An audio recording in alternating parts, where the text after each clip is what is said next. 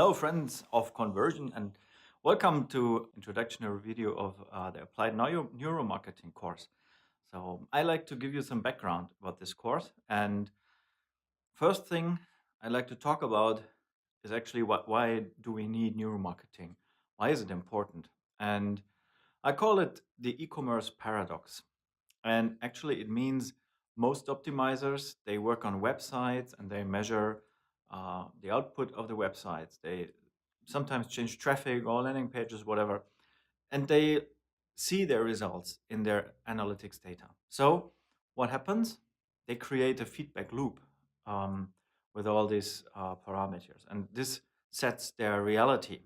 So actually, they have this impression that it's a closed loop between traffic, websites, and analytics data, which is, yeah, actually wrong.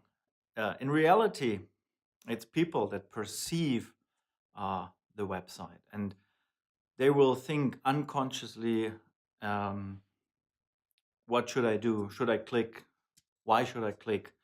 Maybe they have a rational idea why it makes sense to do something or not to do something. Um, but the problem is that this part of the process is really, really complex to understand for most companies, for most optimizers. So they switch back to the other reality, where it's just traffic on websites and data. With this applied neuromarketing course, I like to give you the possibility to understand better what happens in the mind of people. Because, of course, we all know that it's people that click on the website, and that's what you measure in your analytics data. So your success is a direct response of customers. You could say that every single dollar revenue you create is a result of buyer behavior and buyer decisions. Neuromarketing helps us. It helps us kind of.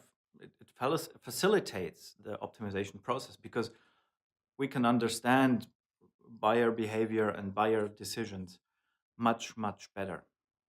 Finally, I think when we even talk about disruption or disruptive growth, this growth actually is a result of customer behavior and customer experience. So you could say knowing your customers better leads to better customer experience leads to growth. And if you accelerate all that, it finally leads to disruption. So companies like Uber, they wouldn't um, have disruptive growth if they wouldn't deliver a significantly better customer experience. So for us, it's important to understand customer behavior, customer decisions, or buyer decisions to actually optimize the experience and optimize the results. Neuromarketing helps you to explain what happens in the minds of your buyers. And with this first idea, the e-commerce paradox and the wrong reality of just looking at websites and optimizing templates and traffic versus really understanding customers and optimizing or changing customer behavior, influencing customer behavior. Um, this is the first food of thought I'd like to give you, um, because actually I would like you to think about two questions. First is ask yourself, how customer centric are you as an optimizer, or is your organization, if you work inside a company, or are your clients' organizations, if you're a freelance optimizer that works for clients, how customer centric are you, or is this organization really? A lot of people claim to be customer centric or customer focused, but actually they aren't. They're still talking about templates and usability and traffic and all that stuff. So think about it. Are you really thinking about, or are you really talking about mental models of your customers? Are you really thinking about their thoughts, their motivations, their fears? Um, or are you thinking most of the time about templates, what's going on the website? So that's my first question. How customer centric are you really?